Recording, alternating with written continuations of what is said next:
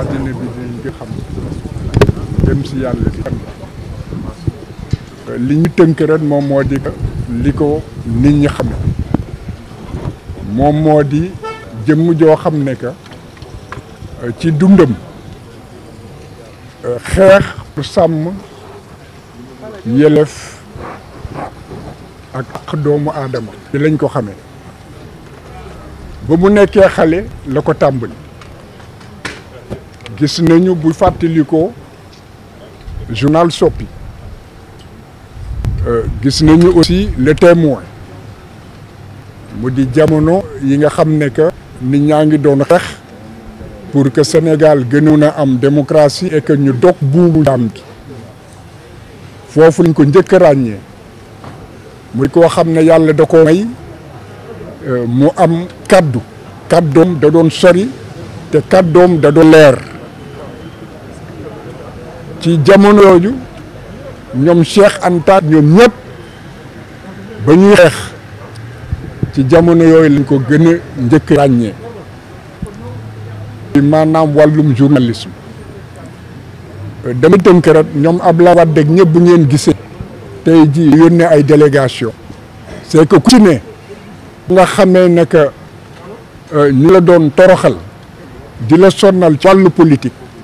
moom jóg na jàpp na ci xeex na ci léegi nag li ko ni nga xamee ci robb bi kon loolu dafa di li tax mu gën a feeñ gën a fës looloo tax it mu doon nit koo xam ne que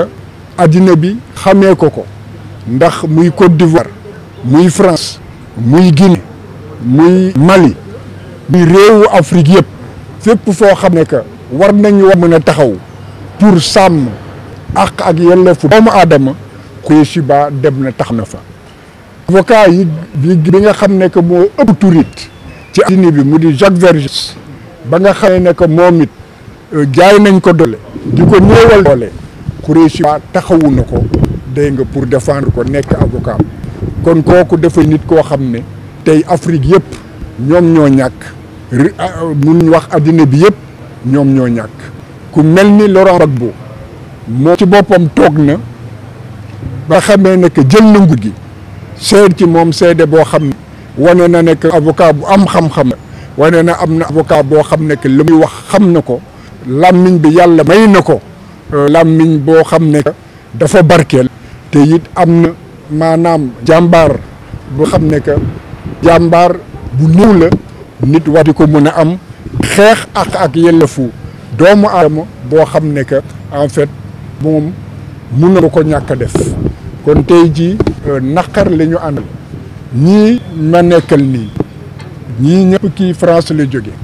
kii na maanaam ci Comores la jóge ñoom ñëpp day wane dimension nit ki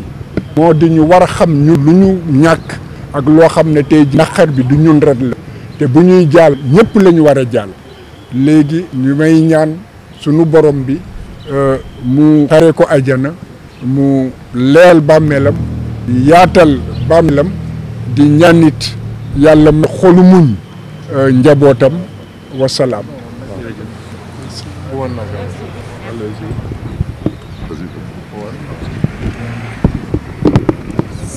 C'est un moment difficile pour moi parce que cet homme a changé l'histoire de ce pays. Il me l'a fait rencontrer et il m'a fait découvrir que la grandeur parfois s'accompagnait de la bonté. Ce qui est malheureusement dans les terres peuplées par le pouvoir quelque chose de particulièrement rare. Là où l'obsession est au privilège, Maître Kouychiba cherchait l'honneur, cherchait l'autre, le partage. Et cette simple qualité humaine aurait suffi à en faire un grand homme, un véritable grand homme. La générosité s'accompagnait d'un rapport à la langue, à la pensée. Et ce sont ce rapport à la langue et à la pensée qui l'ont amené à la lutte. Parce qu'il n'est pas possible, en un monde comme le nôtre, l'injustice demeure comme si c'était son domaine, ne pas lutter lorsque l'on pense et lorsque l'on maîtrise comme il le faisait ce rapport au droit et à l'œuvre qui est celle des avocats. Alors, ma présence ici était une évidence, une nécessité, aux côtés de mes confrères qui vaillamment se sont battus pour un idéal, pour une idée, qu'il appartient désormais aux autorités de concrétiser et de se montrer à la hauteur des sacrifices que cette et tant d'autres ont mis en œuvre pour les porter en position de défendre le peuple sénégalais. Je vous remercie. Oui, ouais, Saïd Larifou. Bon, l'essentiel a été dit quant au témoignage que nous devons chacun apporter sur les œuvres, sur les actions, sur l'homme que notre confrère disparu. Bon, moi je suis venu aussi m'associer à la tristesse de sa famille, m'associer également à la tristesse des opprimés, à la tristesse de la justice, puisque effectivement, comme le disaient les titres, les grands titres, la justice et les opprimés sont en deuil. Nous sommes venus ici aujourd'hui célébrer, non pas l'homme, mais célébrer les valeurs de justice, les valeurs de dignité, de droiture, de dignité de ce grand homme.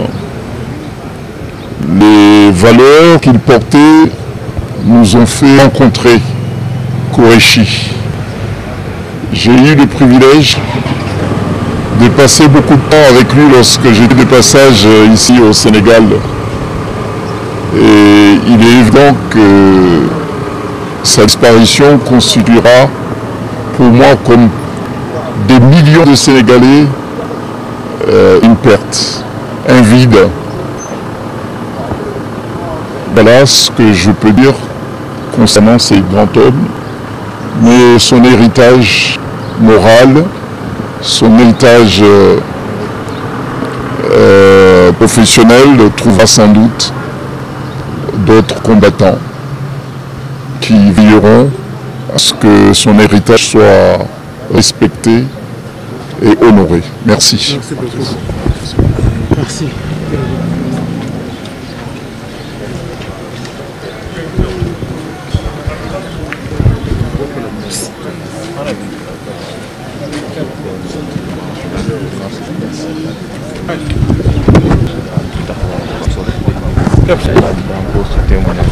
voilà mu ngi noonu mu nekkoon kon témoignage yi nga xamante ne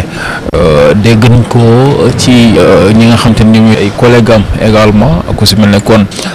maître Ciré Clédor Ly waaye également